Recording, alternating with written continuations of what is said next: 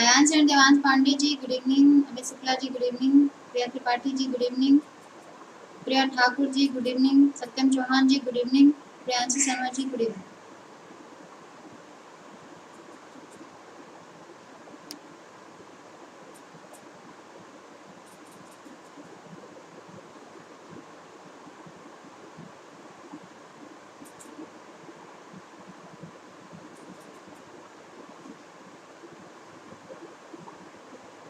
कनक Tiwari ji good evening,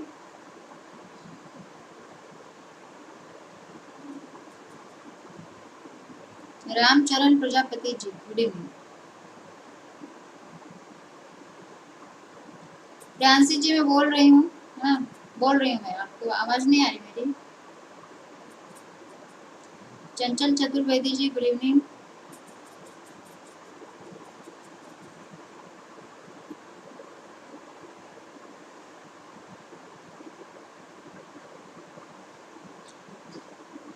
Harprasad आर्य जी good evening.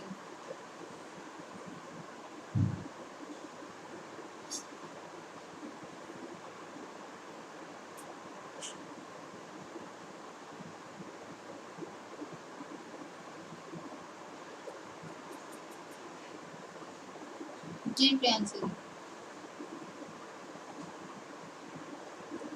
चलिए तो कल हमने रिवाइज किया था, हम पढ़ रहे थे सर्कुलेटरी सिस्टम परिसंचरण तंत्र, ठीक है, जिसके अंतर्गत हमने हार्ट को स्टडी किया, हार्ट में कितने चैम्बर होते हैं, कौन सी धमनी होती है, कौन सी सिराएं होती हैं ना, हार्ट में जो ब्लड का फ्लो होता है उसके रास्ते कौन कौन से हैं, हमारी बॉडी में ब्लड का फ्लो कैसे होता है, किन रास्ते से हमारी बॉडी में ब्लड का फ्लोटेशन होता है, ठीक है। हमने आपको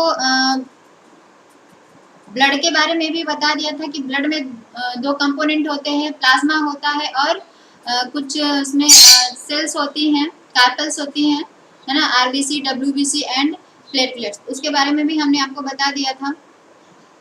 आज हम बात करेंगे रक्त स्कंदन की, ब्लड का थक्का जमना, है ना, जैसे आपको कहीं अगर कट लग जाता है, आपकी बॉडी में अगर कहीं कट लग जाता है तो आप देखते हो कि आपका ब्लड 1-2 मिनट या 3 मिनट तक निकलेगा, उसके बाद ब्लड का आना रुक जाता है, ऐसा क्यों होता है, इसके बारे में आज हम अध्ययन करेंगे।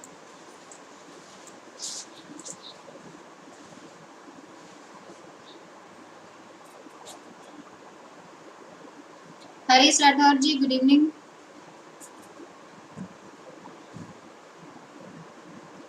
पहले समझ लेते हैं कि यदि कहीं हमारे बॉडी के किसी भी स्पेस में अगर कट लग जाता है तो ब्लड आता है, लेकिन आप देखते हो कि परमानेंटली ब्लड नहीं आता है, कि मान लीजिए कि आप यहाँ उंगली आपकी कट गई या आपकी कहीं पर वेंस कट गई तो लगातार ब्लीडिंग होने लगी, ऐसा नहीं होता है। जैसे आप देखते हो कि अगर कहीं पर आपको कट लगता है तो आप उसको उस जगह को ऐसे प्रेस कर लेते हो, दबा लेते हो, है ना, क्यों ऐसा क्यों करते हो? ऐसा करने से क्या होता है, आपका जो ब्लड आना होता है वो रुक जाता है। जैसे आप इंजेक्शन लगवाने जाते हो, इंजेक्शन लगाया डॉक्टर ने, जैसे सिरिंज बाहर निकाला तो आपको ऐसा हाथ को फोल्ड करने के लिए, उस जगह को दबाने के लिए बोल, तो एक होता है हिपैरिन नामक प्रोटीन होता है, हिपैरिन मेन रोल होता है इसका रक्त का थक्का जमने में। अभी तक आप लोगों ने सुना होगा विटामिन के होता है जो कि रक्त का थक्का बनाने में हेल्प करता है, लेकिन वो किस में हेल्प करता है वो हम आपको बता रहे हैं, ठीक है। हिपैरिन जो होता है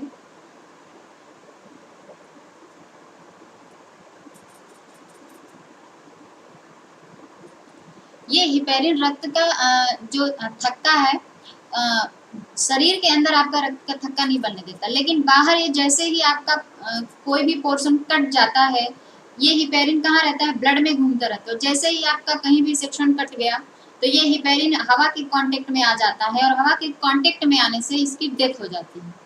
इसके कारण आपका ब्लड क्या है वहीं पर रुक जाता है, थक्का बन जाता है। अब आपके दिमाग में क्वेश्चन आता होगा कि कटने पर ही, जो कहीं पर अगर कट लग गया, ठीक है, तो ब्लीडिंग होती है, और ब्लीडिंग एक लिमिट टाइम तक होती है, 1 से 2 मिनट होगी या 2 से 3 मिनट, ज़्यादा नहीं होती है।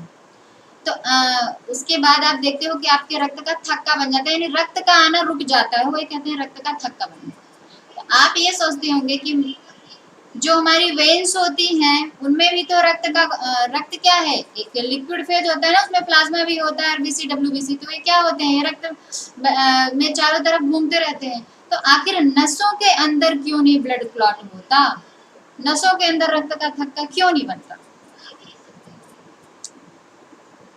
आ रहा है क्वेश्चन दिमाग में, आ रहा है कि नहीं आ रहा है कि आखिर कटने पर यदि ब्लड अगर हम हमारा शरीर कहीं पर कट जाता है, ठीक है, 1-2 मिनट बाद आप देखते हो आपके रक्त का थक्का बन जाता है, वहां से ब्लड निकलना बंद हो जाता है, लेकिन आपकी जो वेन्स होती हैं, आपकी जो नसें होती है, उनमें जो ब्लड का फ्लो हो रहा है उसमें रक्त का थक्का क्यों नहीं बनता है? क्योंकि वहां भी तो ब्लड है, क्यों नहीं बनता?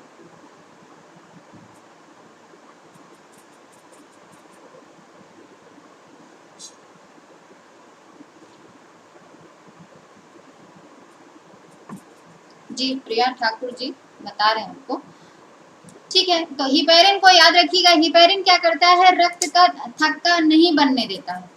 ये ब्लड में उपस्थित होता है, तो जब तक आपकी बॉडी पैक है, यानी आपका सेक्शन कहीं से कटा हुआ नहीं है, तो हिपेरिन क्या रहता है, हवा के कांटेक्ट में नहीं आता है, तो आपके वेन्स के अंदर, यानी आपका जो शरीर के अंदर ब्लड फ्लो हो रहा है उसमें रक्त का थक्का नहीं बनने पाता, क्योंकि यहाँ थक्का बन गया तो फिर पूरी नसें आपकी ब्लॉक हो जाएंगी और फिर आप सोच सकते हो क्या हो सकता है।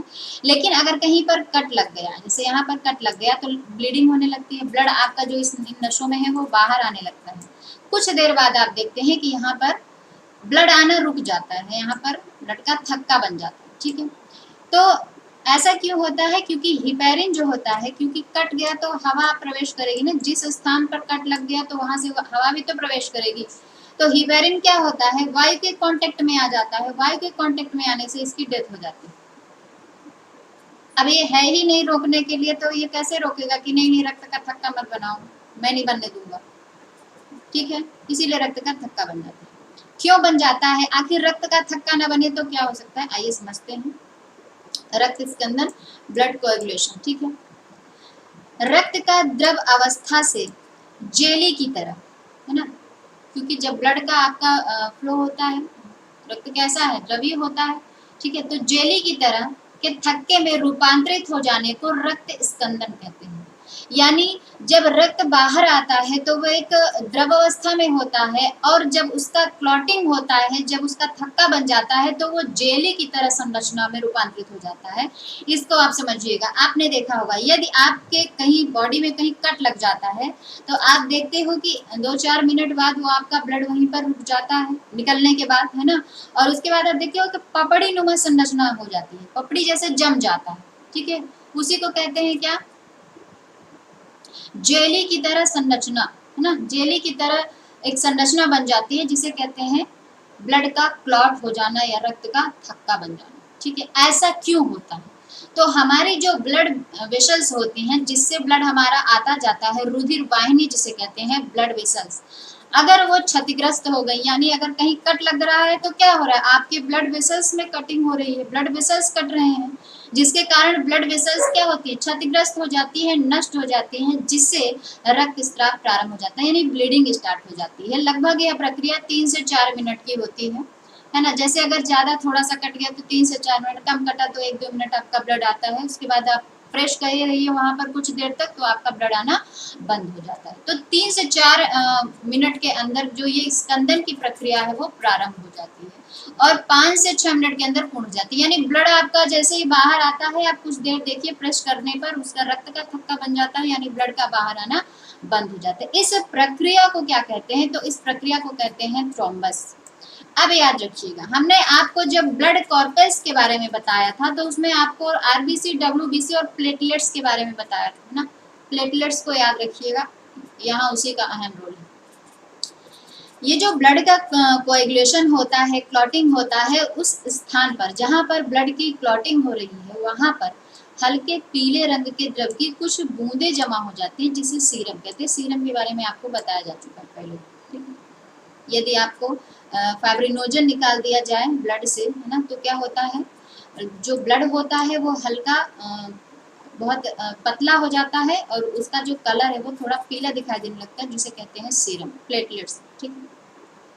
तो समझ में आ गया, जो ब्लड का कोएगुलेशन है, रक्त का स्कंदन है, क्यों होता है, ठीक है।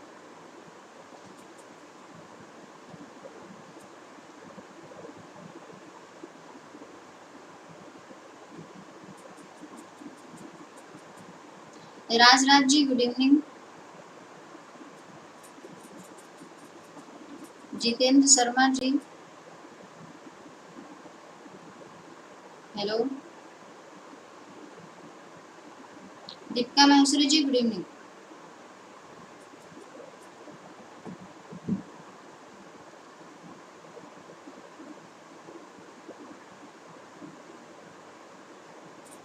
चलिए अब बात करते हैं इसकी मैकेनिज्म क्या होती है, रक्त की जो स्कंदन की है वो विधि कैसे होती है।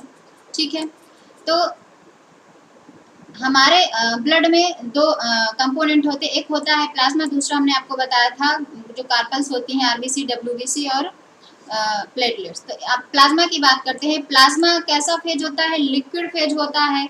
कितने परसेंट प्लाज्मा होता है, तो ब्लड का 55% प्लाज्मा वाला भाग होता है, ये आप पढ़ चुके हैं, द्रवीय भाग होता है। ठीक है, इसमें 98 या 99% क्या होता है, वाटर होता है। ठीक है, तो ये जो प्लाज्मा होता है इसे इसमें एक फाइब्रिनोजन प्रोटीन होता है, आप पढ़ चुके हैं पहले ही ब्लड में। फाइब्रिनोजन जो होता है वो ब्लड के थक्का बनने के लिए उत्तरदायी होता है, यानी रक्त का थक्का बनने में फाइब्रिनोजन प्रोटीन हेल्प करता है। ठीक है,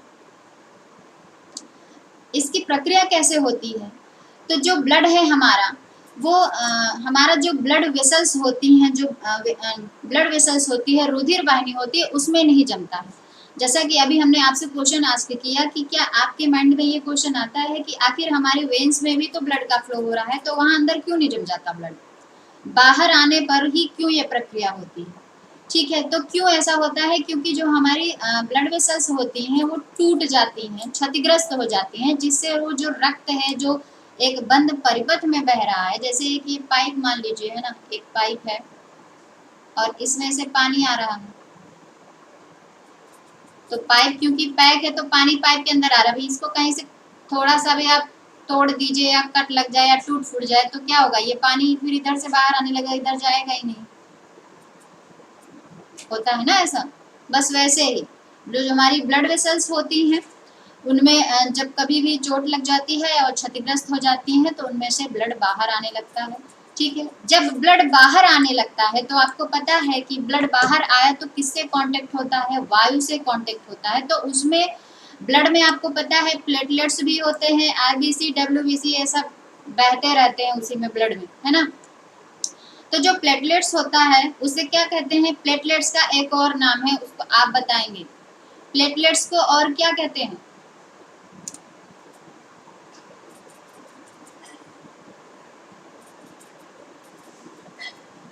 नीरज रजक जी गुड इवनिंग। प्लेटलेट्स को और किस नाम से जाना जाता है बताएं।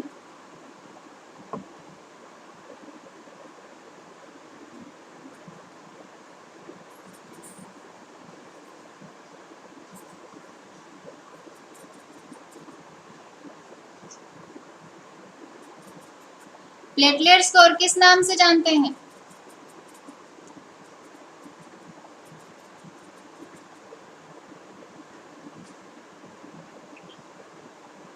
हरीश राठौर जी,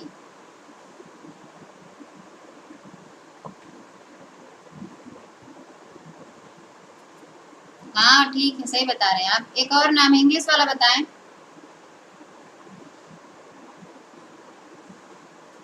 मैं नाम इसलिए पूछ रही हूँ क्योंकि उसी का तो मेन रोल है आपके ब्लड के कोएगुलेशन में, है ना, इसलिए पूछ रही हूँ, वो याद रहेगा तो उसी से पूरे जितने भी आपको कंपोनेंट दिख रहे हैं सब उसी से बने हुए हैं, तभी आपको याद रहेगा।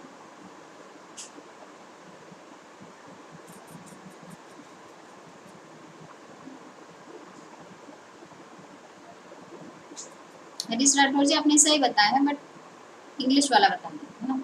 प्रिया त्रिपाठी जी बहुत अच्छे। प्रिया ठाकुर जी वो दूसरा हो जाएगा जो आप बता रहे हो।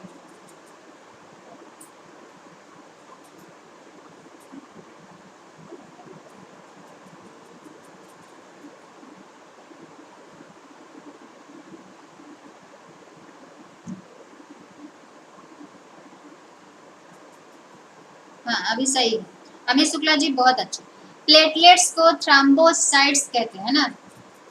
अब आप देख रहे हो ना कि प्लेटलेट्स में जो होता है एक थ्रोम्बोप्लास्टिन नाम का पदार्थ स्रावित करती है जब रक्त बाहर आने लगता है। ठीक है। प्लेटलेट्स में जो जो प्लेटलेट्स होती है हमारी, है ना, उसमें से जो थ्रोम्बोप्लास्टिन होता है वो सिक्रेट होने लगता है।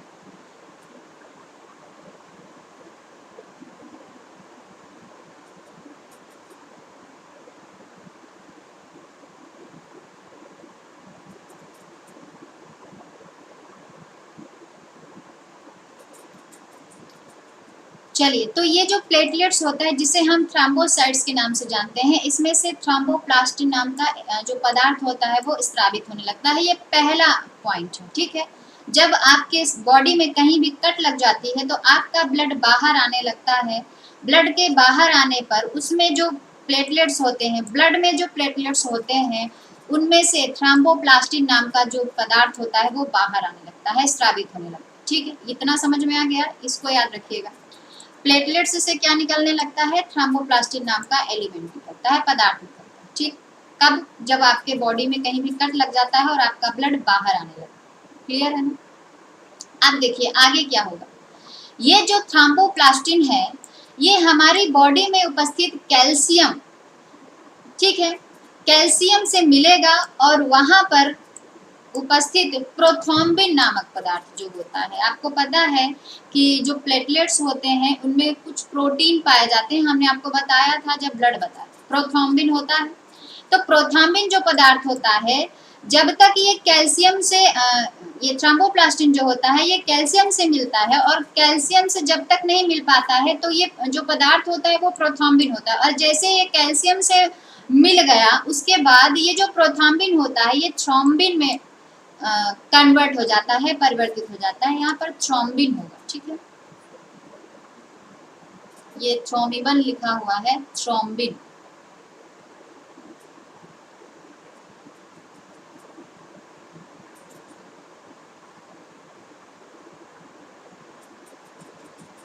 ठीक है, तो प्रोथ्रोम्बिन जो होता है किसमें कन्वर्ट हो जाता है? थ्रोम्बिन में। किसकी उपस्थिति में? कैल्शियम की उपस्थिति में। ठीक है, थ्रोम्बोप्लास्टिन और कैल्शियम जो होता है, थ्रोम्बोप्लास्टिन और कैल्शियम दोनों की उपस्थिति में जो प्रोथ्रोम्बिन होता है वो किसमें कन्वर्ट हो जाता है? थ्रोम्बिन में। ठीक है, यहाँ तक क्लियर है?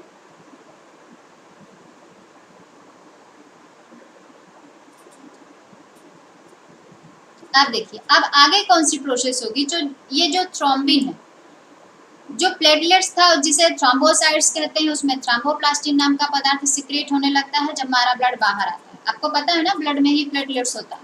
ठीक है, अब ये मत सोचिए कि ब्लड बाहर आ रहा है तो ये प्लेटलेट्स क्या है, ये प्लेटलेट्स वही है जो ब्लड में पाया जाता है। ठीक है, तो थ्रोम्बोप्लास्टिन से बाहर आने लगता है। ये थ्रोम्बोप्लास्टिन क्या करता है? कैल्शियम, जो हमारी बॉडी में कैल्शियम उपस्थित है, उस कैल्शियम की उपस्थिति में क्या करता है?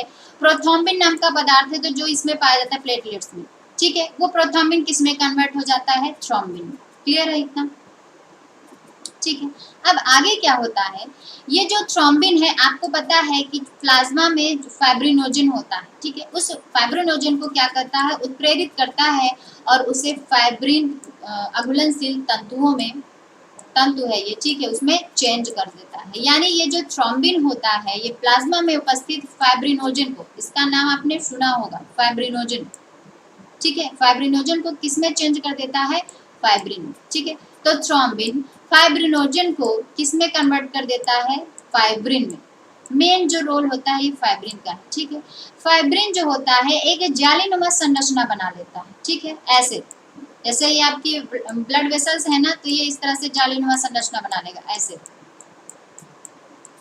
अब यहीं पर आपके बॉडी का कोई पार्ट कटा हुआ है और ब्लड बाहर आ रहा है, तो ये जालीनुमा जो संरचना होती है, ब्लड का ऐसे फ्लो हो रहा है तो ब्लड में जो भी है आरबीसी, डब्ल्यूबीसी, प्लेटलेट्स, वो क्या हो जाएंगे? इसी में अटक जाएंगे, ये जाली से बाहर नहीं आने पाते। ठीक है, इसीलिए इस प्रक्रिया को यहाँ पर, क्योंकि अब ब्लड, ये जालीनुमा जो संरचना है इसको रोक लेगी, कोई भी ये क्या कर रहे हैं? फ्लो हो रहा है ना, हमारा जो ब्लड है वो फ्लो हो रहा है, तो ये मस्त तैरते हुए आ रहे हैं, लेकिन आगे क्या लगी हुई है? जाली बनी हुई है, क्योंकि यहाँ का पार्ट जो है वो कट गया है, तो ये सब यहीं पर अटक जाएंगे, है ना। जैसे आपने देखा होगा, आप छलनी से छानते हैं कुछ भी, तो जो लिक्विड है वो निकल जाता है नीचे, बाकी अगर कंकड़ पत्थर है कुछ और भी मटेरियल है तो ऊपर ही रहता है। तो जितने भी इसमें कंपोनेंट होंगे WBC RBC सब यहीं पर अटक जाते हैं। यहाँ पर जो फाइब्रिन होता है वो जालीनुमा संरचना बना देता है। इसी प्रक्रिया को कहते हैं रुधिर का थक्का बनना या रक्त का थक्का बन जाना। ठीक है, इसमें कुछ प्रोटीन्स जो होती हैं वो इम्पॉर्टेंट होती हैं, जैसे आप याद रखिएगा प्लेटलेट जो होता है उसको थ्रोम्बोसाइट्स कहते हैं, जिसमें थ्रोम्बोप्लास्टिन नामक पदार्थ होता है जो कब स्रावित होता है, जब ब्लड बाहर आ जाता है। ठीक है, जब ये वायु के कांटेक्ट में आता है। ठीक है, उसके बाद ये जो थ्रोम्बोप्लास्टिन होता है वो थ्रोम्बोप्लास्टिन और कैल्शियम दोनों इसकी उपस्थिति में क्या करते हैं, प्रोथ्राम्बिन नामक पदार्थ को थ्रोम्बिन में परिवर्तित करते हैं। थ्रोम्बिन किस में परिवर्तित होता है, तो फाइब्रिनोजन में। फाइब्रिनोजन किस में कन्वर्ट हो जाता है, फाइब्रिन नामक तंतुओं में। ठीक है, ये जालीनुमा संरचना होती है। ठीक है, जो थ्रोम्बिन होता है वो प्लाज्मा में उपस्थित फाइब्रिनोजन को किस में बदल देता है, फाइब्रिन में बदल देता है, और फाइब्रिन एक जालीनुमा संरचना बना लेते हैं, जिससे जो ब्लड का फ्लो होता है तो ब्लड में जो भी कंपोनेंट होते हैं वो वहीं पर रुक जाते हैं। उसी प्रक्रिया को कहते हैं रुधिर का थक्का बनना। ठीक है, अब आ गया समझ में ना कि अगर कहीं पर कट लग जाता है तो ब्लड निकलता है, लेकिन ब्लड कुछ ही समय तक क्यों निकलता है, क्योंकि आप देख रहे हो इतनी प्रक्रिया होती है। जैसे हमारी बॉडी में कहीं भी कट लगा तो ये इतनी प्रोसेस होती है, उसके बाद एक जालीनुमा संरचना बन जाएगी जिससे आपका ब्लड निकलना बंद हो जाएगा। उसे ही कहते हैं रुधिर का थक्का बनना।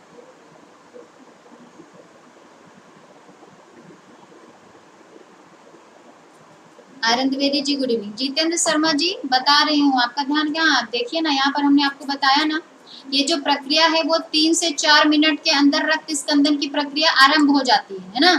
आपका ब्लड आपके बॉडी, आपने नोटिस किया होगा ना, जैसे आपको अगर कहीं पर कट लगता है तो आप बताइए, आप अपने आप फील करते हैं ना कि जो आपका ब्लड का निकलना है वो कितने मिनट तक निकलता है, कि 2-4 मिनट या 6 मिनट तक निकलता है? नहीं, आप 1 मिनट निकलेगा, 2 मिनट, ज्यादा 3 से 4 मिनट। तो 3 से 4 मिनट के अंतराल में ही ये ब्लड का थक्का बनने की प्रक्रिया स्टार्ट हो जाती है, और लगभग 5 से 6 मिनट में ये प्रक्रिया पूर्ण भी हो जाती है।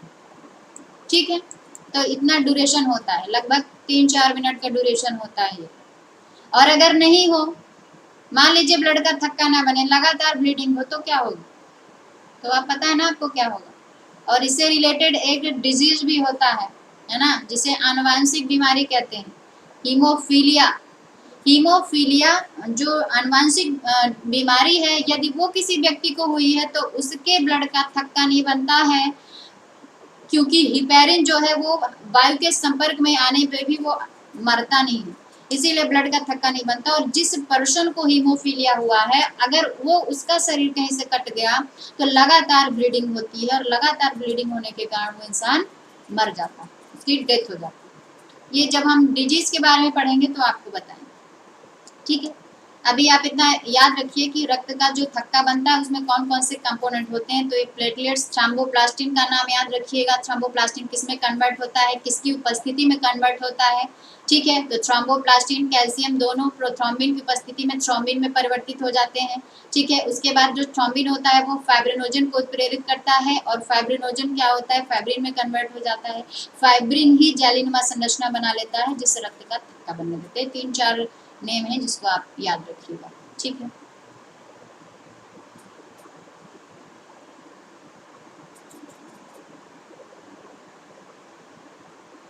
जी प्रिया ठाकुर जी, रानी विक्टोरिया को हुआ था। इसका डिटेल हम जब डिजीज के बारे में पढ़ेंगे तो बताएंगे आपको। नीरज रजक जी, हमें पढ़ लीजिए, पीडीएफ मिल जाएगा, क्यों परेशान है।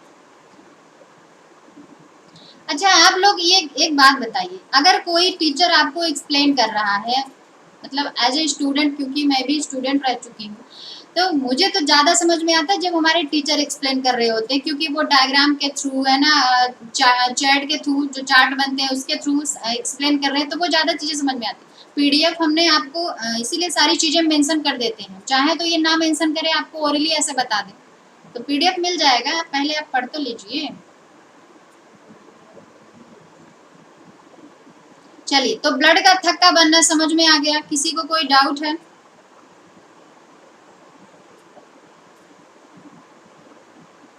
अच्छा, एक मेरा प्रश्न है, आप बताइएगा, आप जब इंजेक्शन लगवाने जाते हैं तो आपने देखा होगा डॉक्टर क्या करते हैं, सिरिंज भरते हैं इंजेक्शन लगाने के लिए और उसको अप करते हैं और 2 बूंदें गिरा देते हैं। ऐसा क्यों करते हैं? आपने कभी नोटिस किया ऐसा क्यों करते हैं? ऐसे जनरल प्रश्न है मेरा, है ना, कि ऐसा डॉक्टर क्यों करते हैं? जब आप कभी इंजेक्शन लगवाते हो, आप देखते हो कि इंजेक्शन लगाने वाला जो व्यक्ति है वो क्या करता है, इंजेक्शन में जैसे ही दवाई भरेगा उसको वो अप करके और वो सिरिंज से 2 बूंदे बाहर निकाल देता है, उसके बाद आपको इंजेक्शन लगाता है। ऐसा क्यों करता है? क्या आपने कभी सोचा ऐसा क्यों होता है? क्या करता है वो, क्यों ऐसा करता है?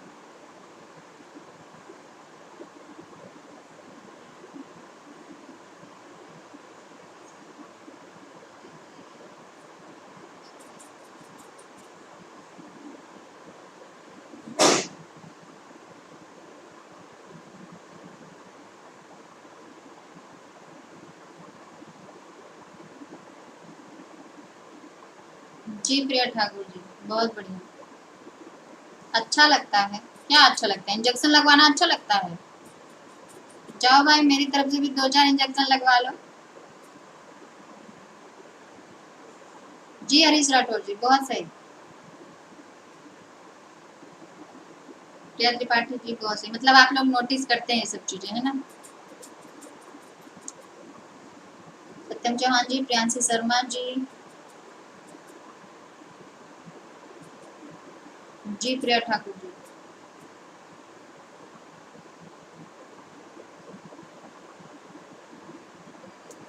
हाँ सही बोल रहे हैं, पहले तो जो हवा है वो आपके नसों में प्रवेश करेगी, है ना, उसके बाद दिल तक पहुंचेगी।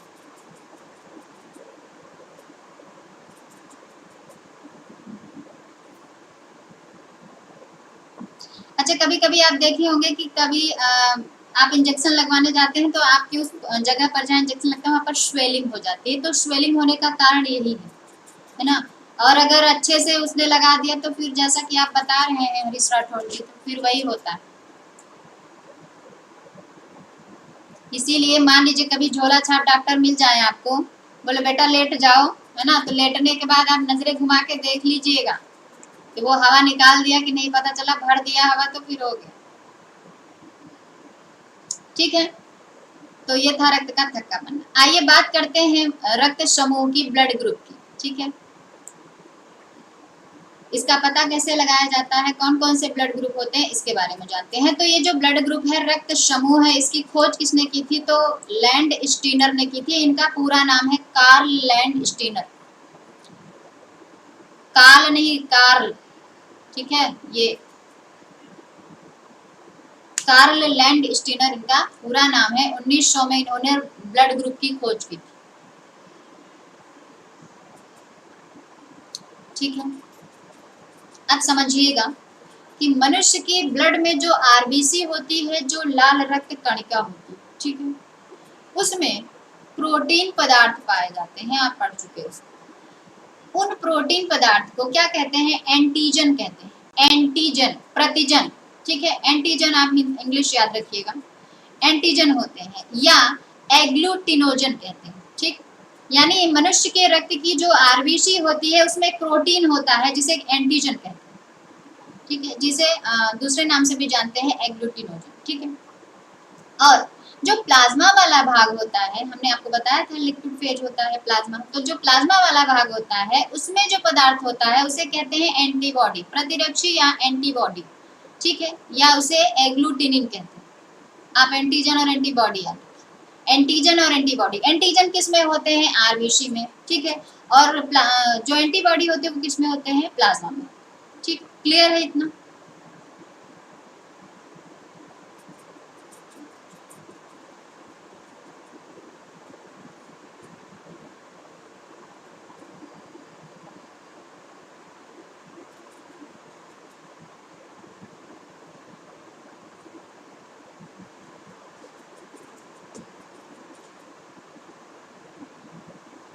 चलिए, अब बात करते हैं कि ये जो एंटीजन होता है वो कितने प्रकार का होता है। तो एंटीजन कितने प्रकार का होता है? 2 होता है, ए और बी। ठीक है, लाल रक्त कणिकाओं में जो आरबीसी होती है उसमें एक विशेष प्रोटीन होती है जिसे कहते हैं एंटीजन, और प्लाज्मा में क्या पाए जाते हैं? एंटीबॉडी। ठीक है, ध्यान रखिएगा क्योंकि ब्लड ग्रुप का जो निर्धारण होता है वो इसी एंटीजन से होता है। एंटीजन कितने टाइप्स के होते हैं? तो दो, ए और बी। ठीक, ए बी याद रखिएगा।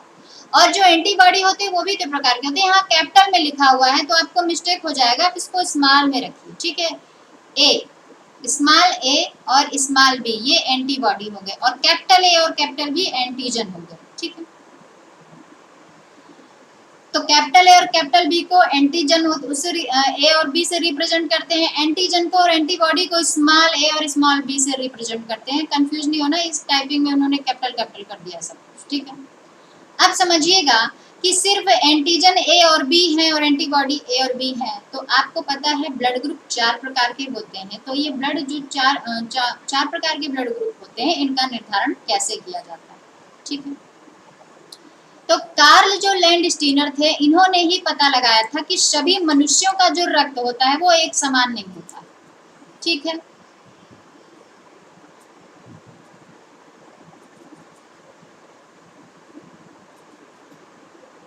चलिए पहले इसको समझ लेते हैं कि ये जो ब्लड ग्रुप होता है ना, वो कितने प्रकार का होता है। आइए इसको समझते हैं। तो ये जो ब्लड ग्रुप है वो 4 प्रकार का होता है, ए बी, ए बी और ओ। ठीक है, 4 ब्लड ग्रुप होते हैं। अब जो एंटीजन होता है यानी आरबीसी में उपस्थित जो एंटीजन होता है, यदि मान लीजिए किसी भी व्यक्ति का ब्लड ग्रुप ए, ध्यान से सुनिएगा, किसी भी व्यक्ति का ब्लड ग्रुप ए है तो उसके ब्लड में कौन सा एंटीजन होगा, कौन सी एंटीबॉडी होगी, वो किसको ब्लड दे सकता है, डोनेट किसको कर सकता है, और किससे ब्लड रिसीव कर सकता है, किससे ब्लड प्राप्त कर सकता है। आपने देखा होगा यदि किसी पेशेंट को ब्लड की आवश्यकता होती है तो ऐसा नहीं है कि उसका ब्लड ग्रुप कुछ भी हो, आप जिसको भी देना हो उसको ब्लड डोनेट कर दो, ऐसा होता है क्या? नहीं, किसी का ब्लड ए है, ए पॉजिटिव है, बी पॉजिटिव है ना, ये इस ग्रुप के ब्लड की आवश्यकता होती है तो उसके उस पर्सन को उसी ग्रुप का ब्लड आप दे सकते हैं। अगर दूसरे ग्रुप का ब्लड दिया तो फिर वो ठीक नहीं होने वाला, वो फिर कहीं और चला जाएगा। ऐसा क्यों होता है समझते हैं इसको। ठीक है, अगर किसी व्यक्ति का ब्लड ग्रुप ए है तो उसमें कौन सा एंटीजन होगा? ए। यदि एंटीजन ए होगा तो ध्यान रखिएगा एंटीबॉडी हमेशा बी होता है, स्मॉल बी। ठीक है, यदि एंटीजन ए है तो एंटीबॉडी क्या होगा? बी होगा। ठीक है, कभी भी एंटीजन ए में एंटीबॉडी ए नहीं होता। क्यों नहीं होता है आगे बता रही हूँ, अभी आप इतना सुनिए। यदि ब्लड ग्रुप ए है किसी का तो उसके ब्लड में उसके आरबीसी में जो एंटीजन होंगे वो ए होगा और उसका जो एंटीबॉडी होगा वो बी होगा। ठीक है, अब वो किसको ब्लड दे सकता है, किस ग्रुप के व्यक्ति को ब्लड दे सकता है? तो जिसका ब्लड ग्रुप ए होगा और जिसका ब्लड ग्रुप ए बी होगा, इन दोनों व्यक्तियों को ही यह ब्लड दे सकता है। ये दोनों रक्त समूह जो आपको दिखाई दे रहे हैं ये केवल और केवल इन्हीं दो रक्त समूहों को ब्लड डोनेट कर सकता है, ये किसी दूसरे को ब्लड, दूसरे ग्रुप को ब्लड नहीं दे सकता है। ठीक, रिसीव किससे कर सकता है यानी प्राप्त किससे कर सकता है? तो जिसका ब्लड ग्रुप ए हो और जिसका ब्लड ग्रुप ओ हो। ठीक है, क्लियर है? यदि किसी व्यक्ति का ब्लड ग्रुप ए है तो उसके एंटीजन ए होगा, एंटीबॉडी बी होगा, ए और ए बी को वो रक्त दे सकता है जिसका ब्लड ग्रुप ए और ए बी है, और जिसका ब्लड ग्रुप ए और ओ है उनसे वो प्राप्त कर सकता है। यानी देखिएगा दे तो सकता है ये किसको? ए और ए बी समूह को, लेकिन ले किससे सकता है? ए और ओ वाले रक्त समूह, जिसका ब्लड ग्रुप ए हो और जिसका ब्लड ग्रुप ओ हो। ऐसा नहीं है कि ये दे सकता है ए और ए बी को और ले भी सकता है, नहीं ले नहीं सकता, केवल दे सकता है। ठीक,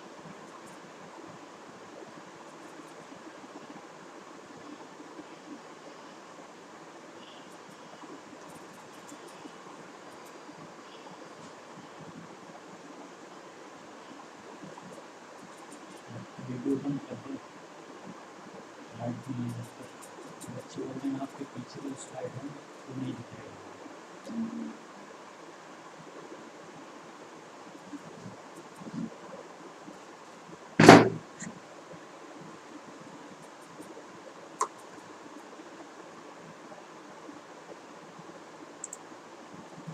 राइट नहीं है।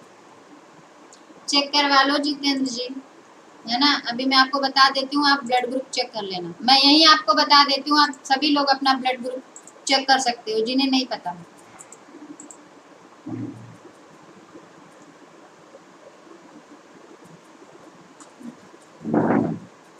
चलिए हरीश राठौर जी, प्रॉब्लम हमने सॉल्व कर दी है ना। अब मैं नहीं दिखाई दूंगी, बस मेरी आवाज सुने आप।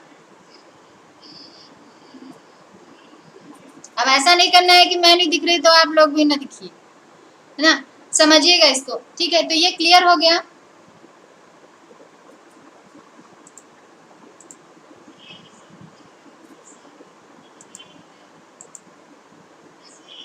आप देखिए, जिस व्यक्ति का ब्लड ग्रुप बी है ना, यदि किसी पर्सन का ब्लड ग्रुप बी है तो उसमें एंटीजन कौन सा होगा, बी, और एंटीबॉडी क्या होगा, तो ए।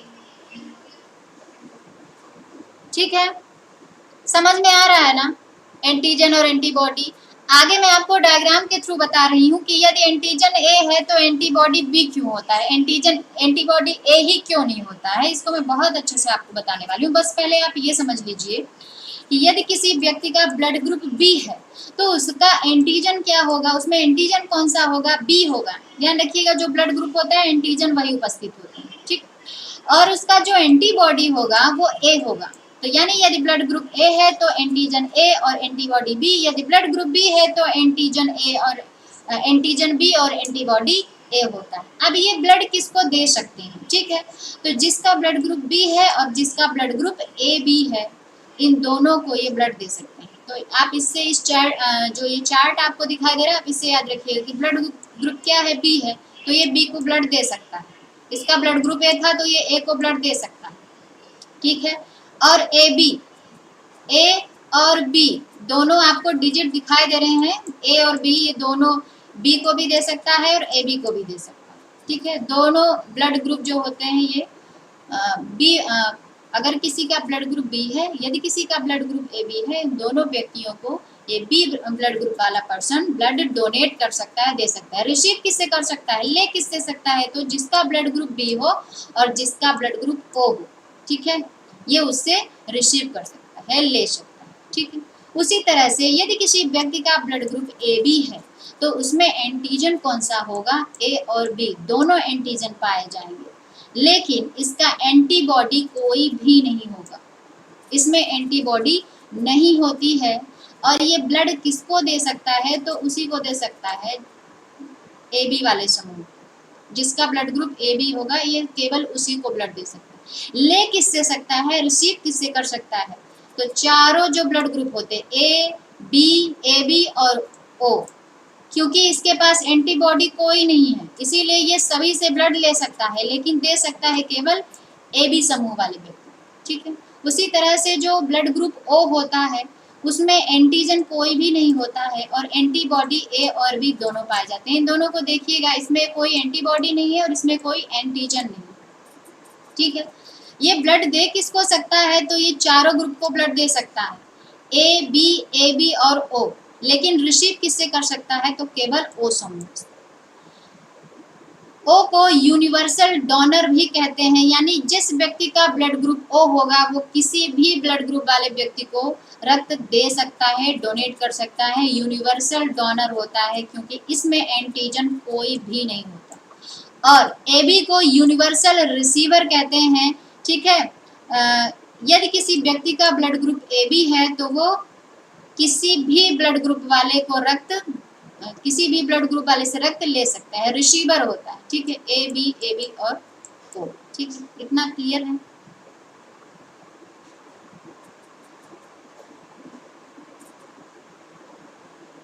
जी जितेंद्र शर्मा जी, सर्वदाता और सर्वग्राही हमने इंग्लिश में बता दिया, universal donor and universal receiver, ठीक है। इतना समझ में आ गया। अब आइए समझते हैं, ये यहाँ पर मेंशन हुआ है ना, ओ रक्त समूह के व्यक्ति सर्वदाता यूनिवर्सल डोनर होते हैं। ए बी समूह के व्यक्ति का रक्त दोनों प्रकार के प्रतिजनों की उपस्थिति के कारण अन्य समूह के व्यक्तियों को नहीं दिया जा सकता, परंतु दोनों प्रतिरक्षियों की अनुपस्थिति के कारण ए बी समूह वाले व्यक्ति का रक्त ले सकते हैं। यानी जो ए बी समूह का व्यक्ति है वो यूनिवर्सल रिसिपिएंट होता है, ठीक है, किसी से भी रक्त वो ले सकते हैं, अब आइए समझते हैं कि ये जो एंटीजन और एंटीबॉडी है इनका क्या मैटर है। देखिए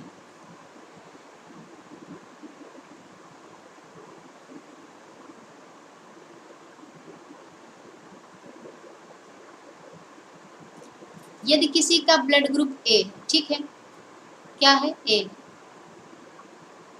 किसी व्यक्ति का ब्लड ग्रुप ए है तो क्या होगा, आप उसका जो आरबीसी होगा, है ना, आरबीसी, आप ब्लड ग्रुप अगर देखे होंगे, चेक करवाने जाते होंगे तो इसी प्रकार से होता है। तो उसमें आरबीसी में जब उसको माइक्रोस्कोप से देखा जाता है उसकी पतली लेयर में, तो कुछ इस प्रकार का स्ट्रक्चर दिखाई देता है। जैसे ये ब्लड ग्रुप ए हो गया है ना, तो इस पे कुछ इस प्रकार के खांच बने होते हैं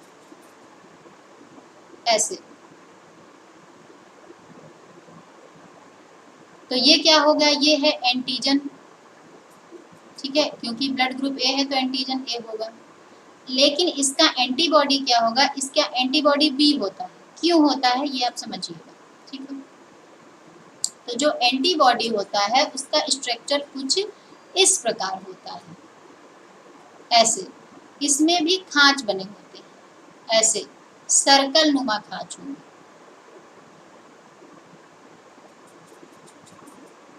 ठीक। ये होता है एंटीबॉडी।